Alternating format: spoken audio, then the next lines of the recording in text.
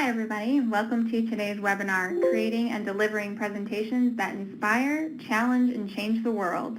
I am Alyssa Curtis, and I'll be the moderator for this webinar, presented by the National Healthcare for the Homeless Council, with support from the Health Resources and Services Administration and the Bureau of Primary Health Care. This session is being recorded. This is a 60-minute presentation with the last 10 to 15 minutes reserved for Q&A. There's a chat box below the presentation slides for participant questions and technical issues. Please type your questions or technical issues into the chat box at any time during the presentation. A select number of questions will be answered at the end of the presentation during the Q&A session. Remaining questions will be logged and provided to our presenter for written response after the webinar. If you're having technical issues, you can also call the Council's office at 615-226-2292 for assistance. Our presenter today is Matt Bennett, Chief Innovation Officer at the Coldspring Center for Social and Health Innovation. Thank you for being with us today, Matt, and I will turn it over to you. Thank you so much. I want to welcome everybody, and thanks for your time to come to the webinar. Now, to introduce this, what we're going to cover today is the title we developed was to create and deliver presentations that inspire, challenge, and change the world, which puts us a pretty big goal going forward for just an hour webinar. I was thinking about two additional topics that we could have covered, but these were the alternative titles that I was working on. The first was why you should never make this face when someone's pointing a camera at you. The second being making sure that your sports coat does not match the wall paint of the presenting room. So just two things to keep in mind as we go through. I want to throw it back to my friends at the National Council to just give a little bit more thorough introduction of me. So I'll let you guys take it away from here. Okay.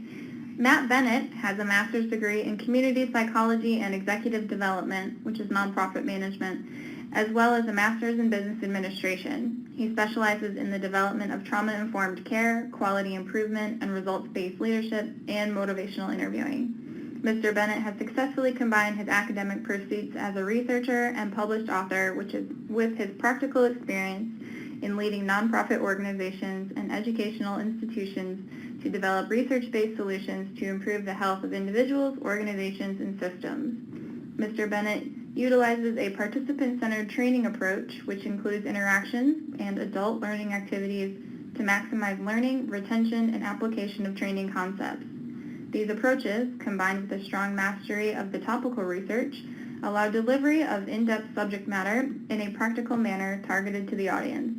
Mr. Bennett's presentations are a dynamic dance of innovative research, practical application, and a passion for the art and science of helping others.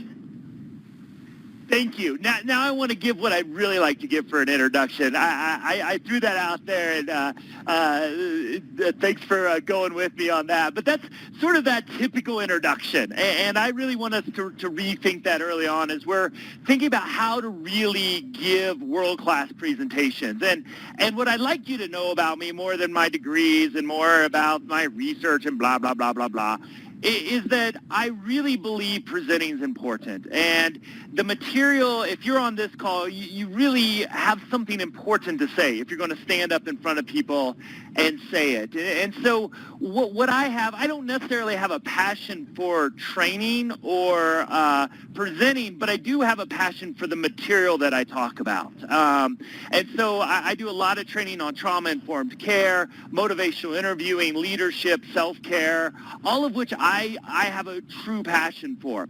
What I'd like you to think about as we start to go on this journey together is think of presenting like you do other things. Like I like to think of presenting like therapy. Now, I don't have a huge passion for therapy in particular. My passion is about helping folks make positive changes in their lives, helping folks to heal from trauma. That's where my passion comes from. Therapy is how a really good skill set that I can utilize to communicate that and be effective with other people. Just like if you're trained in medical procedures. Again, you're probably not necessarily passionate about the procedure, procedure, but you're passionate about the outcomes that that has for your patients. So when we think about presenting, I really want you to think about this is a way to get across really, really critical information. And so on this journey together, I hope to give you a checklist of things that if you've got a presentation coming up or a talk coming up, that you can really use this as a checklist to go through and, okay, this is sort of what Matt said, maybe some best practices in this area. How can I utilize this to make my approach just a little bit better? So that's really what we're going to do, and hopefully we have some fun along the way. I've got a few assumptions about the people on this webinar and why you chose to spend an hour of your Thursday afternoon with me. One is that you have something critical to say, and I think that's really important to say. And I know and the great folks at the National Council, give them a ton of credit, especially if you're going to the national conference coming up this summer in D.C. is, you know, every workshop that they choose has something really critical to say, and I think they do that extremely well at their conference. I go to some conferences, and it's people just talking about what they do, and I always ask the question, well, do you have any proof that this works? And it's like, no, but this is what we do. If you go to a conference like the National Healthcare for the Homeless Conference, you know, you just have best practice after best practice after best practice. And so I'm assuming you have something very critical to say, and I'm also assuming that you have a passion for that topic, that you have seen the power of this thing that you want to explain to other people. I also, and why I have a huge passion, I'm really excited that I got asked to do this presentation, is that in many ways, lives are at stake with our presentations, not to put any undue pressure on you, of course. But what I started to realize as I've worked more and more in the HCH environments is, you know, a lot of us aren't giving CPR to people. A lot of us aren't performing life-saving heart surgery. Some of us on this call might be doing exactly those things. But there's also a real power. If you do trauma-informed care well, you're going to help people that you may not have been able to help for. If you effectively implement motivational interviewing, you may engage somebody and help somebody make a change that gets them into permanent housing, that helps them engage in medical services, that helps them be adherent to their treatment, helps them get in mental health or substance abuse services. And we may not see, oh, we saved a life by getting them into substance abuse services, but at the same time, what would have happened if they didn't get into these services? So this is, to me, why presentation and thinking about presentation as a skill set and presenting as a skill set, training as a skill set is so important, because a lot of times what I see with presentations that don't go so well is that it's not that the message or the skill set isn't incredibly important. It's just the style in which it's presented loses the audience. And if we lose the audience, then we're not going to get our true message across. So first impressions matter. I did the dual introduction today because I hate it when somebody reads a thing, and I'll be honest with you, I wrote that about myself, and this is what you're asked to do as a speaker sometimes. Give me a bio so I can read. Basically, brag about yourself for 2 paragraphs, and somebody's going to read it while you stand right next to them. And that's okay, even though it's the most embarrassing thing I have to do with my job. But we have to think about as first impressions, I really want to engage people from the start. So I assume that for most of you, you've already sold your audience on the material. If you're presenting at a conference, somebody's picked to come to your workshop or to show up at your keynote. So not only did they pick you over all the other workshops, but if you're in a nice place like D.C., they also picked you over going to the museums as well. So if somebody's butt is in the chair, in many ways, we've already sold them on the topic and the importance of the topic. The first few minutes, and this is where I think a lot of presentations start to lose people, is the first few minutes need to be about connecting, inspiring, and getting people to want more. You know, I really want you to know me pretty well within the first few minutes of my presentation. And that's one of the things I use to do that is this guy. This is my dog, Tucker, this is a picture of his attempt to try to get on the love seat. We were moving at this time, and, you know, Tucker used to have this big couch he could lay on, and we sold the couch. All we had this love seat left, so he tried to wiggle his way on on there. The whole thing collapsed as the footstool moved out, but he's too lazy to move. This is the most lazy dog, living thing really, that I have ever seen. Now, why do I show you a picture of Tucker? Besides, it's an adorable picture, and I love looking at it. It makes me smile.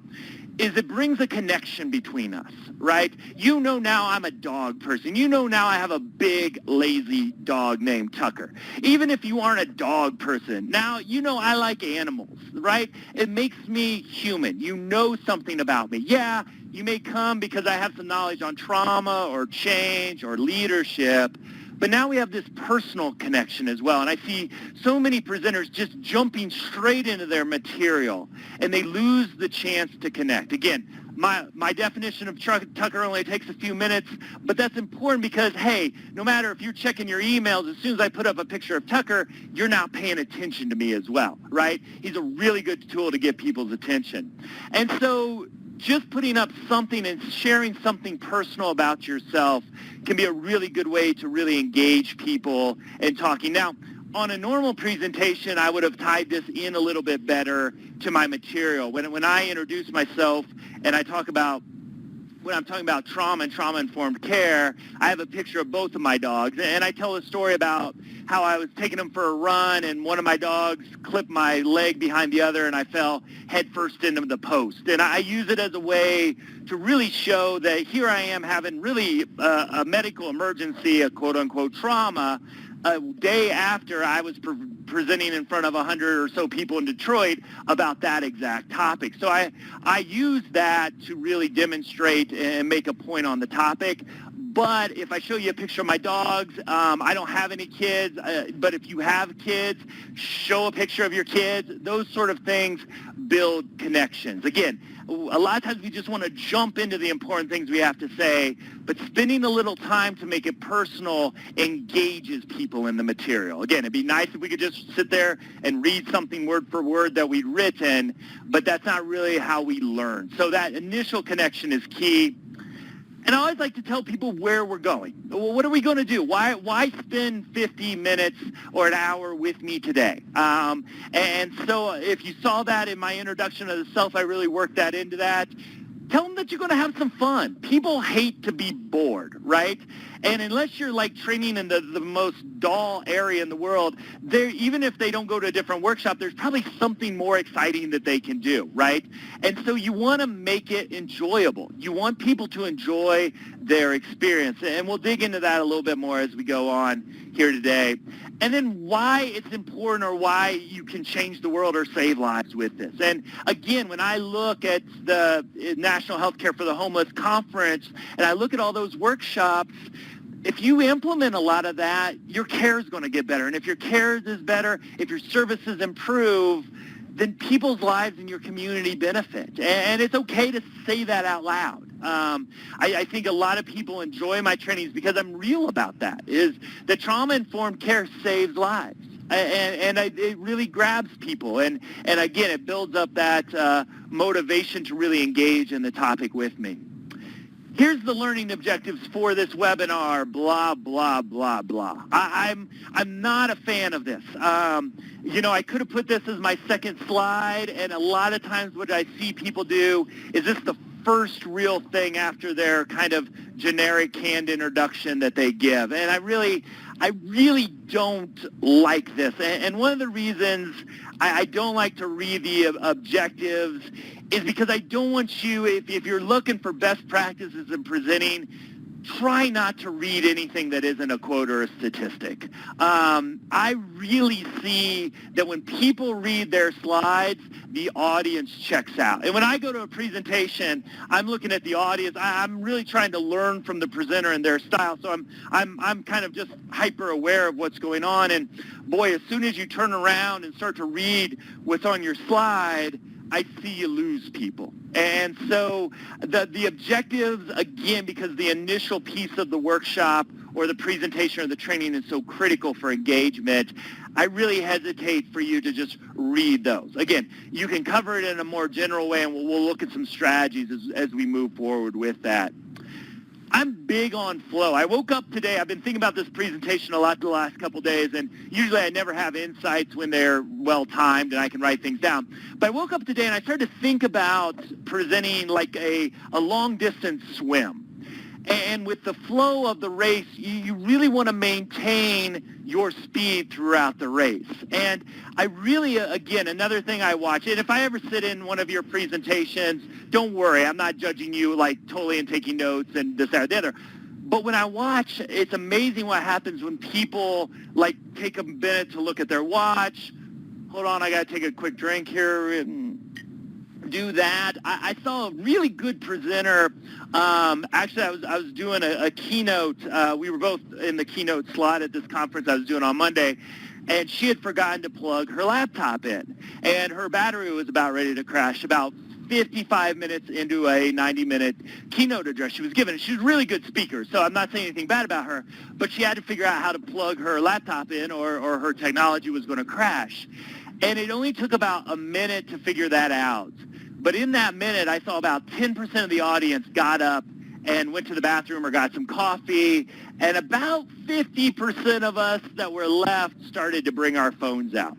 And then a good other part of the group that weren't rude enough like me to bring my phone out and check my email started to chat with their partner, and she had to really start the presentation back over again. Again, she did a really great job, but it just shows that those little breaks. So as we're thinking about a race, a long-distance swim race, if you stopped and just treaded water for a while, that's not going to get you to that finish line in the way you want to get there. So really pay attention to that flow thing and those real stop and goes within the flow.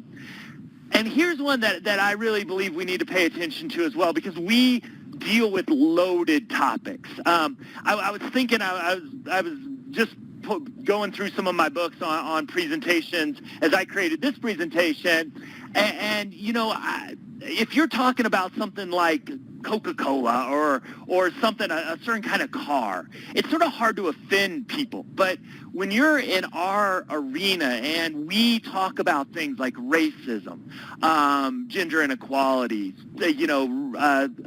discrimination against people with HIV, certain sexual orientation, we deal with all these really intense issues. We want to be mindful not to offend anybody unless there's a real point to it. And for most of you on this call, including myself, I would really, really warn you not to go here. I remember this one training, and this was one of the first conferences I ever went to, and I don't remember really anything else about the conference. But there were these young outreach workers, and they were talking about communicating with kids living in homelessness out on the streets, runaway youth, that sort of population. And they started their presentation out by getting in our faces, right, and kind of yelling at us, and made everybody really uncomfortable. Now, half the people left. I stuck around because I was like, man, this could turn out to be very interesting. But the thing I do, I remember that training. I don't remember what they really talked about, but I also remember that half the people left. So we just want to be, as we go through and prepare our trainings, sensitive to everybody that's in the room and their experiences. And another thing I've really paid a lot of attention to is my labeling as well and my wording. I share this with a lot of people. I try not to use just homeless anymore, person experiencing homelessness. I don't use the word addict anymore, person managing or struggling with an addiction. And just because our audiences have experienced a lot of the things we're talking about a lot of times, just to really pay attention to our language. It's okay if you make a mistake, but we really want to try to pay attention in our preparation as much as possible to our language.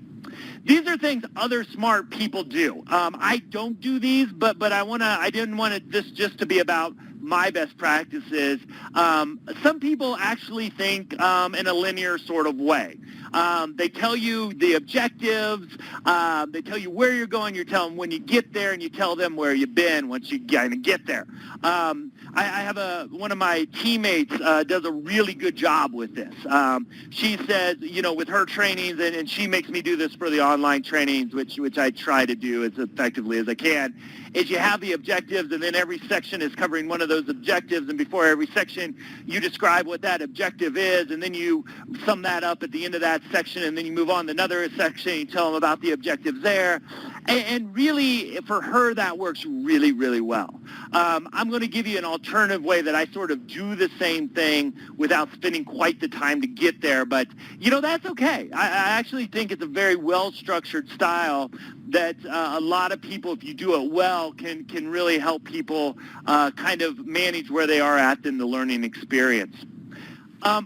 Some people type out detailed script and notes, and this is okay as well. I did this more when I was first starting out. I don't do this anymore. My challenge with these to you, if you're thinking about giving a presentation or a workshop, is if you're heavy on the notes and heavy on the script, that's fine. Do that ahead of time, but when you start practicing your presentations, set those aside. Again, I've gone to some great presentations over the years where a really world-renowned expert sits there and reads their research paper, and it just loses everybody. I kind of get nerded out by it because it's like my favorite author reading a piece of their book, but boy, 95% of the audience is checked out. So again, if you do that, that's great. Just make sure you're not relying on those the day up. That's that real key difference there we want to do.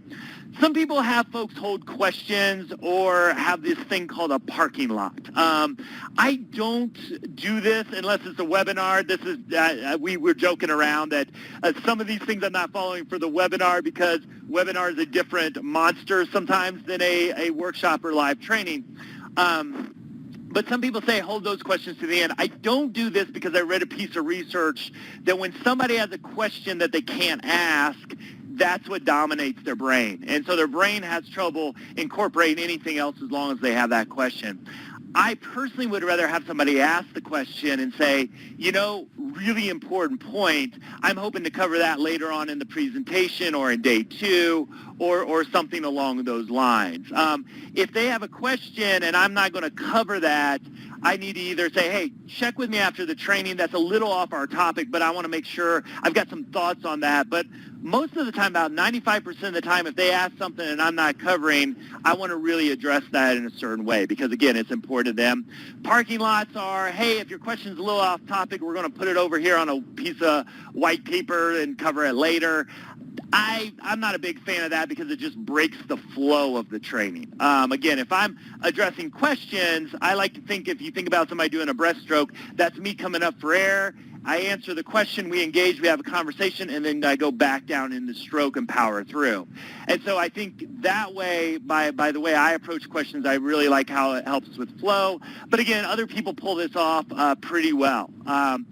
Icebreakers. I'll be honest with you, I hate icebreakers. If I come to your workshop and you're going to do an icebreaker where I have to tell them 5 things to a perfect stranger that they don't know about me, I will probably get a very important call from the office and say, hey, I got to take this really quick. I will go outside your room until your icebreaker's over and then I'll sneak back in. That's me. Some people really like icebreakers, and I get why they do it. It gets people moving, it gets people talking, and all those are good things.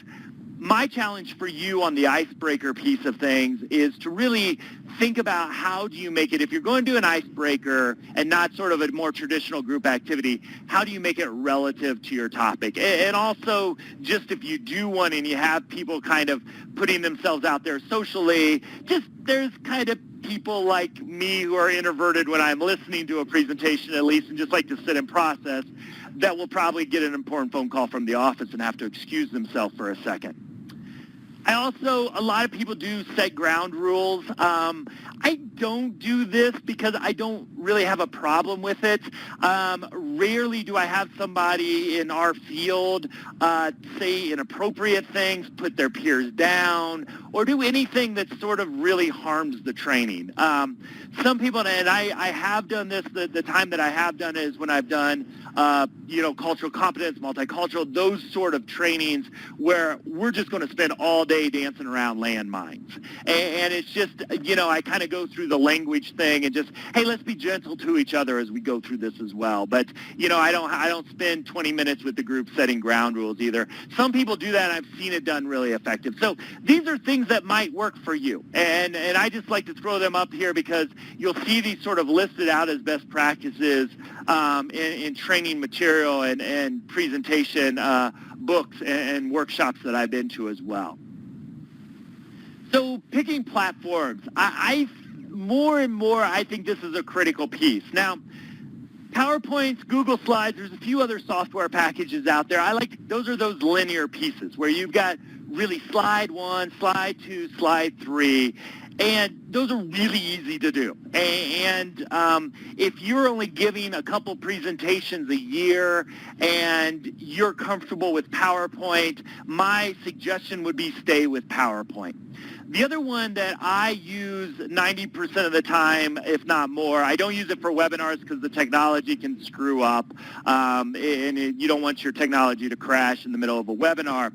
But Prezi is, I love Prezi. I love Prezi. My one thing about Prezi, if you don't use Prezi, I'll show you an example of why I love it here in a second, is that it takes a while to learn. So this is why if you're only doing 1 or 2 workshops or presentations a year, creating a Prezi is probably going to take you 3 to 4 times as long as creating a PowerPoint, especially your first Prezi. Now, once you start and your learning curve with Prezi happens and you get a lot of material in Prezi, it becomes a lot easier to do other presentations later on.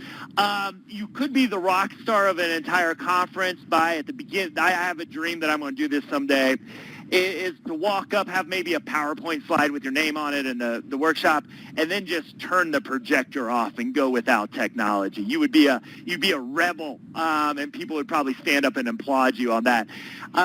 Technology is really useful, but you've got to think for many, hundreds if not thousands of years, people had no technology when they presented. I remember, I'm old enough back in the day with the overhead projectors. We didn't always have those as human beings, and yet we still told stories and presented things to folks.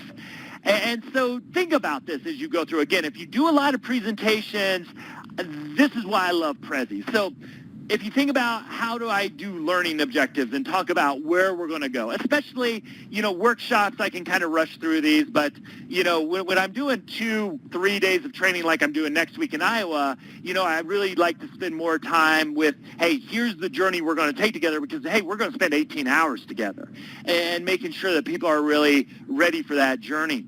And so on the left, I think it's your left here too, is, again, kind of how we show people where we're going in PowerPoints. To the right is my Prezi template that I use in probably 90% of my trauma-informed care trainings. There's some exceptions where I don't use this for shorter presentations, but this comes from Joseph Campbell's work on the hero's journey. And as I look at this, it's a way to tell a story. And you'll hear here in a second why stories are so important. But when I tell this, I really talk about Joseph Campbell, and I talk about how he discovered the hero's journey, and I go through each of the stages that I'm going to present. And so basically by telling a story and giving them backgrounds on Joseph Campbell and how, George Lucas and Star Wars, utilized his work, I can really help people see where we're going to go throughout our time together without saying, here are the learning objectives and reading 3 sentences. The other really cool thing, if you've never seen a Prezi, is when I want to now address trauma, I come out to this screen and then I zoom in to my material, which is hidden in this shot under trauma. And then I zoom out, and then I go to suffering and challenge, and I put different context in there. And then we're going to go to hope and transformation. And so just by using Prezi, I'm really demonstrating where we are at in the presentation. I also love Prezi. I'll be honest, it feeds my ego a little bit. Nobody has ever come up to me and said, Matt, I loved your PowerPoint. That was one of the most beautiful PowerPoints I have ever seen. However, I've got tons of feedback on that the Prezi presentations that I do, people think they're beautiful. People want to know what I'm using. There is that engagement there that I've never gotten in PowerPoint. You can do a lot of cool things with PowerPoint too. I haven't really found an effective way with the zoom in and zoom out, which I found a really, really useful tool. So also here, present to your personality. Not everybody's like me. I think I intimidate somebody. Well, I can't be like Matt. Don't be like Matt. Be you. And being you, no matter who you are, the key thing is to tell stories. I would say this if I was given a 5-minute presentation on a great interview, but stories are so critical. I just learned about this study that they put, you know me, if you know me, you know I love it when we put people in MRI machines. So they put people in these brain scanners. They had one person telling the story and one person listening to the story, and the exact same areas of their brains lit up. They call this coupling now, is that when I tell a story, my mind is basically now your mind. We are now connected through the story. Again, in preparation for this presentation, the keynote I did on Monday, one of the things that I pay attention to is how many stories do I tell? And I realized that pretty much in a 10-minute span, if I'm not telling one long story, I can tell 3 or 4 stories. Some are quicker. Some are about my dog Tucker. Some are about my wife. You know, if you come in contact with me, I'm probably going to integrate you into my training, right? And so we really, as much as you can tell your content through stories, through examples, that is really, really key. And so if you take one thing away from this as you're doing your next workshop, your next presentation, or maybe your first, is the more stories, the better. Again, this is how we learn. It'd be really easy if I could sit there and just read all the data I'd want you to remember. That's not how we retain information. People come up to me years later and say, you know, hey, that story you told about Ty or Victor, all these, you know, names I make up to represent clients that I've worked with, you know, that's really stuck with me. Again, if I just presented the data, it wouldn't have been nearly as good. Humor is also key. One of the things, I love this piece of research here. I saw a similar piece of research about 10 years ago in Time Magazine. This is a little bit of an updated one. And this graph, if you can't read it there, this shows current event knowledge and where people's primary news source is. So the people that know the most about current events watch John Oliver's Last Week Tonight. When I saw this 10 years ago, it was The Daily Show with Jon Stewart. Daily Show's fallen down a few notches here, but it's still in the top 5. The Daily Show still beats the Washington Post and the Times. I mean, it doesn't beat them by much, but just when you think of that's pretty powerful. And if you want to see a world-class presentation on complex subjects, watch John Oliver. If you've never seen him, he does a fabulous job. I'm a little jealous of him because, like I said, next week I'm presenting for 3 straight days. The guy's got to do a half hour a week. But boy, does he do it well. He gets me to care about things that I don't necessarily care about before he starts talking about them. And I've watched when I got HBO because somebody gave me a deal on it, so I finally got some premium channels. I literally went back and watched every episode that he ever did. It's a really good way to learn. But I really think that if you see the John Oliver, you see the Daily Show, and for us NPR people, it's nice to see NPR at least got number 2. They rank so high because they're engaging. If you enjoy your experience, you're going to remember it better, right? And so this just really sets the humor thing up. If you don't think you're funny, welcome to the club. I don't think anybody would say, that I'm a hilarious guy. I think I can make a funny joke, but my jokes are pretty terrible. But what I really realized with humor is that my stories can be funny. If you want to be funny, just kind of put down yourself. This is gold for me, right? Because I'm a goofy guy, make a ton of mistakes, and so just put down yourself. If you watch comedians, this is what they do pretty much throughout most of their entire act. Is you just kind of make fun of yourself and do it. Don't say I'm just a terrible human being. Nobody should like me. But I talk about when I was my first girlfriend, and that Bright Eyes song was our song, and then I sing a couple verses of Bright Eyes. It's that Turn Around song, because every now and then I fall apart, and I need you more tonight. I need you more than ever. I caught myself singing this song with a microphone in my hand in front of 200 plus people on Monday. I never thought I would do that, but it cracks people up, right? And again, I'm not telling a joke. It's not a huge structured story. I'm just really just throwing myself out there for fun. Make sure you also communicate your passion. Tell people you are passionate about this and why you're passionate about this. And really do that up front. My introduction to myself, I usually ask people not to read that thing because it's just embarrassing and I just don't like it. I don't talk about my degrees. I don't talk about necessarily a whole lot of my experience up front, but I do talk about the passion that I have for the material that I'm going to cover. And I know if you're thinking about or put in for a workshop, it's something you care about. So tell people, if you want to give a great introduction, tell me why you're passionate about the material that I'm going to learn about. It's going to get me engaged. When I talk about trauma, I tell you, for the first time, I really understood people in a way that I could use to help them make positive changes in their life. The final thing, and I think the most important thing that we don't talk much about, is just to go for it. I'm not, when I walk around, I talk to my wife, I don't talk with this much energy, but what I've really realized is we're sometimes get so timid and scared and nervous. Go for it. What's the worst that can happen? For most of us, that means that 90 minutes, we didn't quite hit everything we wanted to hit.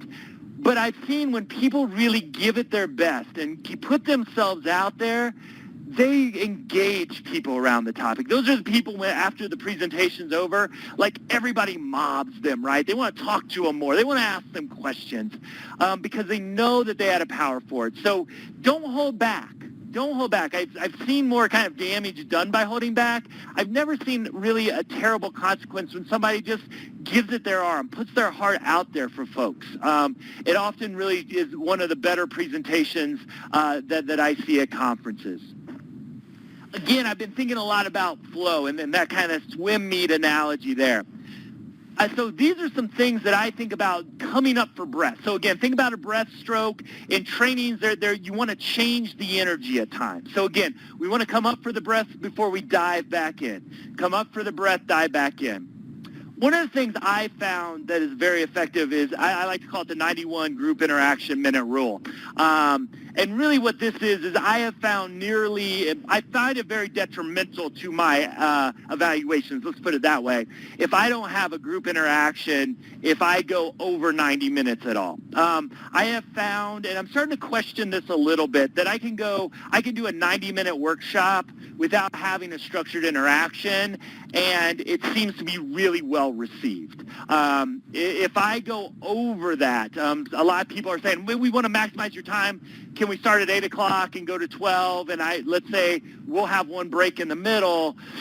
It really starts to get stagnant about minute 91 if we don't have a group conversation. So, again, these can be icebreakers, but I like needs assessments more than icebreakers, especially for longer trainings. If I'm doing a day or 2 days, I always have this in it. And what this is I want to learn from the audience. I want to know what their situation's like. So I do this, one of the powerful examples, I have several of these that I have, but I was in San Juan, Puerto Rico, doing a training with HIV providers. And if anybody on the call is from San Juan, Puerto Rico, I really want to come back. So I love your island. I haven't been invited back. I really want to come back to San Juan. Love it. Love the island. Love the people. But so...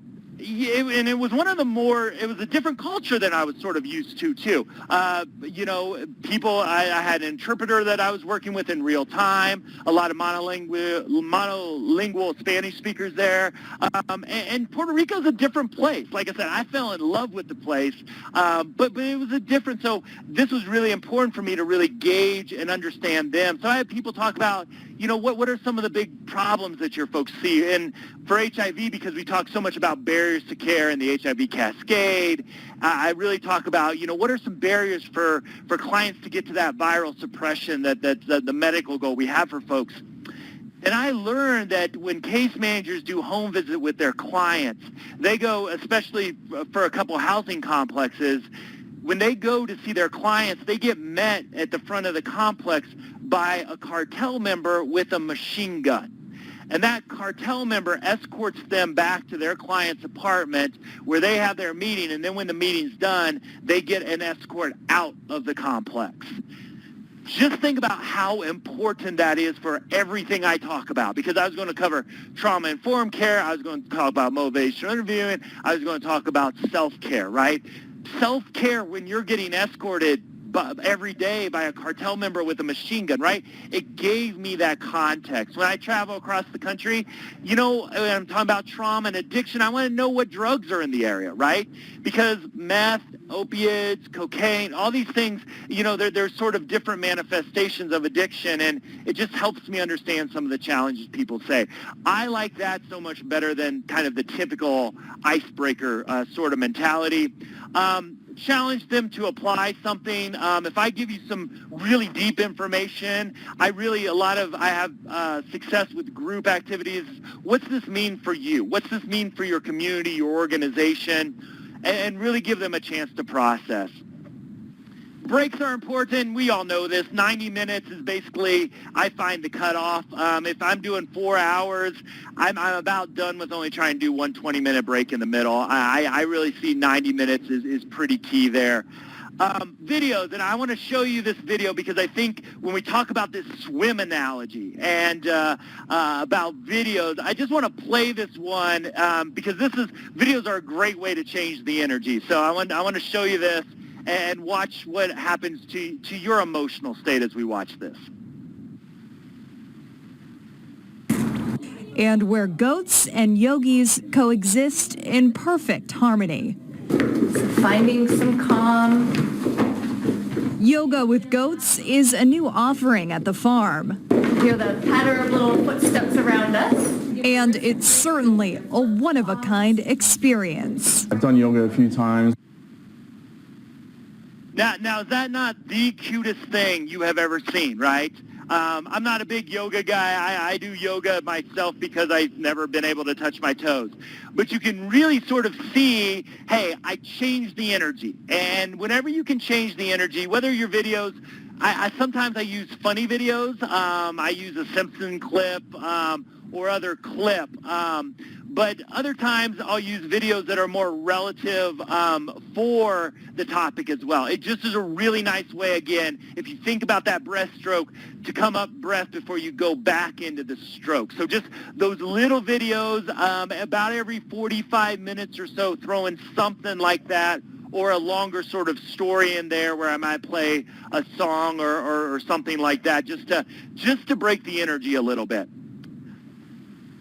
So the other piece here, let me get back there. We got the yoga with goats.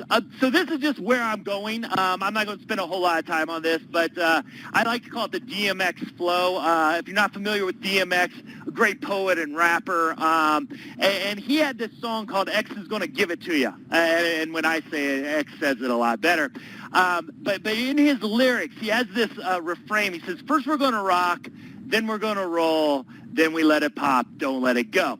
And I love this song. I think he's actually talking about trainers, but he's probably talking about something else. But this is what I'm trying to do. So this is just a glimpse into where I'm wanting to progress my trainings going in the future is every 90-minute sort of block, whether that's just one workshop or whether that's 3 days.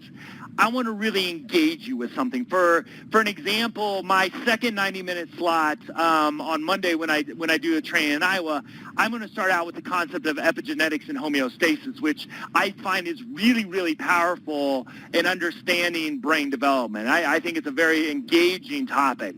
And then I'm going to bring out some stuff on the brain and stress and then do a group activity about, for public health providers, what kind of things re-traumatize their client. A really important thing. I want them to sort of come up with the answers instead of me giving them to them. So a way to process. And then I'm going to go out, then let it pop, with addiction and some really cool research to understand why trauma and addiction are so interrelated to one another. So this is sort of the flow I've been working on. I'm not there yet with this, but again, let's start on a high note, sort of go down and let people process it, and then end on another high note. And again, if you've not heard DMX, X is going to give it to you, you can put that on as you're thinking about this. So just some kind of really check some things off, a real checklist for things that you can do to ensure that your next presentation really kicks some butt. One is start reviewing, right? Like I said, number one thing I want you to remember, tell stories. Number two is you got to practice your presentations. I was never the smartest guy in class. I was always, but, sometimes I got the best grades because I learned that I needed to start studying a week before the test actually happened. I do the same things now with presentations. And so this presentation, not a very long one, I've practiced it probably a dozen times before giving it today. So if you think I just show up and I do what I do, you're absolutely wrong. I practice, like for this 3-day training I've got coming up, I probably would have practiced for close to 20 hours before presenting that training. So even material that I'm familiar with, I want to make sure I got that flow down. I want my race to be well structured and well planned out. Practice to me is a quality improvement process. And I probably drove some of my friends at the council a little nuts with this, but I think I sent in 3 different versions of this training because every time I review it, I tweak it. I make it a little bit better, and I have to kind of control myself or my clients are going to hate me because I keep sending in new versions. But I really want to make sure every time I review, I get a little bit better. I get my slides a little bit better, a little bit more in sync. Also, during my reviews, that's when I find my stories. I find that as I'm reviewing this, I'm saying what I want to communicate to you. That's when, I could bring this story in to this example. And to me, that's what's, I think, made me a good trainer more than anything else is I've spent enough time thinking about the training before actually giving it that I can bring in those real life examples. Obviously, pay attention to the timing. I'm terrible at this, and I only have 5 minutes left, so I won't speak to it. Just, timing never works out like you think you're going to do in a presentation. I'm a guy that packs in too much information, so give yourself a little bit of space there. If you're new, I always suggest that find somebody to practice this on. So do a practice run. It'd be great if you could find somebody that doesn't really like you but likes you enough to sit and listen to you present for however long because you want that honest feedback. Sometimes a spouse, partner, boyfriend, girlfriend, best friend won't always give us the hard feedback we need, but practice it in front of people. Day of, some preparation things. One, get there before your participants get there, right? That's a key thing. Get there early, and if everything's set up, then greet people as they come in. Introduce yourself. That's a really nice way for somebody to come in and introduce yourself to them as they come in. Room setup, I'm big on this. I will spend a half hour if I have it making the rooms exactly perfect. Try to make sure everybody can see you and your slides. The other thing is, where's your clock? And I want to give you a little bit of a suggestion that I found very useful with this. I think when I see a presenter look down at their watch and stop talking to the audience, that's a real break in flow. That's where I start to tread water and I lose my momentum. So what I like to do and what I found very effective is to just download an app on your phone that has a countdown timer on it if you don't have one already. And I usually set it, hey, if I show up 15 minutes early for a 90-minute presentation, I'll set it for an hour and 45 and just start it then. So it's already started. That's just part of my technology piece. And I usually set it right by the projector because usually that's where the crowd is. So I never have to break eye contact. It's just there. Now, the other great thing about this is usually there's a plug-in by the projector. So if you're doing a workshop, then your phone's fully charged at the end of it, which is always a good thing. I like to have room to move as well. I will scoot whole rows back 6 inches if I can because I'm a mover. Not everybody's a mover. I do move quite a bit. That used to be kind of frowned upon, but the recent stuff I've read on presentation style says it's actually a better received style than just standing still. Sometimes we have to stand still behind a podium, but if you can move a little bit, that's great. I also read something as I watch myself on the videos. I'm doing this all day. Hand movements are also effective. They did a study where presenters that were moving between their waist and their shoulders with their hands were actually better received. I'm lucky enough that that's just natural for me.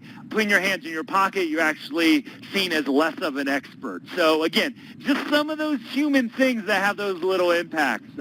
We're fascinating creatures. Technology, just make sure your technology works. Get there ahead of time. Make sure it works. If you can and you're given a presentation, spend $20 and get a slide advancer. My mouse is literally a foot away from me, but this thing to me is gold. This, and not every conference will have their own. So if you can get one of these, it's a good investment. If you're going to spend 90 minutes doing a workshop and all that time into it, get yourself a slide changer, because not all conferences have it. The things that I don't like is where somebody verbally tells somebody, okay, next slide. I've had to do that a few times. I hate it, because every time I want to change slides now, I've got to come up and tread a little water before I go back in. And it's okay, but I just don't like it, or walking over to do it and then walking back. Just again, we want to pay attention to that flow piece as much as possible. Get the handouts ahead of time as well. Get in there early, let you do that. Just a few things about presentations. Most things start a few minutes late in our field, so just be prepared and flexible with that. Again, personal level, the sooner the better. Tell them something about you as a person and why this topic is important to you. If you are nervous, that's a plus, actually. I still get nervous. And one of the things, I don't do this as much, but I've seen this really done well. My wife hates to talk in public, and she won this award, Teacher of the Year in her district. So she had to go to this big theater and accept this award. It was packed with, like, the superintendent and her principal and all her coworkers, her friends, and she got up there, and if you ever see my wife, she's just the most adorable thing you could ever imagine. She is like a first-grade teacher. That's what she is. And she gets up there in her quiet voice, and I'll never forget what she said. She goes, you know, if you know me, I can sit and talk in front of a group of 30 first graders all day, and I love it. But you put me in front of a group like this, and I get really nervous. And we all just wanted to give her a hug, right? And say you're nervous. Say, hey, man, I'm nervous. I don't present a lot, but I really wanted to do this because I'm really passionate about this topic. Also, you can take a few deep breaths. That's always good. I always encourage it in every one of my presentations now. It's great if you practice some mindfulness. I practice mindfulness no matter where I'm at in time zone-wise, because some people start me at 8 o'clock on the East Coast, and I'm on Mountain Time. So that's me presenting in front of a group of people at 6 a.m. I wake up early, and I get 10 to 15 minutes of mindfulness practice. I do the deep breathing, and I do this every day, because when I get up in front of the group, I can take a deep breath, and I'm relaxed. I'm ready to go. Mindfulness has really helped me as a trainer. So just one more little plug for that. Be on time, but be flexible. Group activities are a great time to make up time. So if you have a group activity in your 90-minute presentation and you say, yeah, I'd like it to be 15, but I can do it in 10, schedule it in your timing for 15, and then if you're running a little bit behind, you can use that group activity to make it up. Sometimes I have such great conversations going on with my audience that I'll skip the group activity altogether to make up time. I've got to really have great interactions to do that, but I find group activities is a great way to make that up. Be a participant in your group activities. Walk around, listen in, sit in, give feedback, answer questions. Great time, a way to engage. Finally, have fun. If you're having fun, people at your presentation will have fun. Just a few notes on the afterwards piece of things. If you have a chance, connect right after to the training with the co-presenters. Focus on what went well. When you get the presentations back, take them with a grain of salt. I had my worst presentation I ever received about 3 weeks ago. I was working for a school, and overall the evaluations were really good. But we used a 6-point scale, gave me all ones, which basically they strongly disagreed that anything was effective in my training. And I about started to cry. I was like, I never got that bad of an evaluation before. And then I flip over to the next one, and I'm so glad this guy took the time to do this and saw this happening. He said, don't pay attention to the guy that gave you all ones. That dude's a real asshole. And I'm like, whoa, right? Now, and then he listed like 6 different reasons why this dude was a total asshole. And it made me feel a lot better and my overall evaluation. So don't get stuck on the one negative one. Again, look at trends as you look at evaluations. And then not only look at ways to evaluate trainings, but also to improve your preparation for next time as well. One more quick thing, then we'll get to questions here. Occasionally I have people come up to me, and I take this as a huge compliment, and says, hey, Matt, how do I get to do what you're doing? You look like you're having a whole bunch of fun up here, and how do I get to do what you're doing? So basically, we've talked about a lot of this already. Find a passion with a demand. If your passion is setting up petting zoos and HCH clinics, you're probably not going to get a workshop spot at the national conference. So what are you passionate about, and is there a demand for that passion? So most of us, what we do for a living, we're passionate about.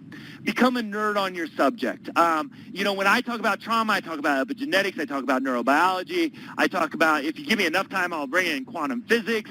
I really have read everything I can. As a presenter, part of your job is to be the expert and have read the books and presenting that way that's engaging for the audience so they get the information without going back and reading all the books, or you spark the interest in them where they come up and ask you, okay, how do I learn more about this? So you want to be that expert on the subject.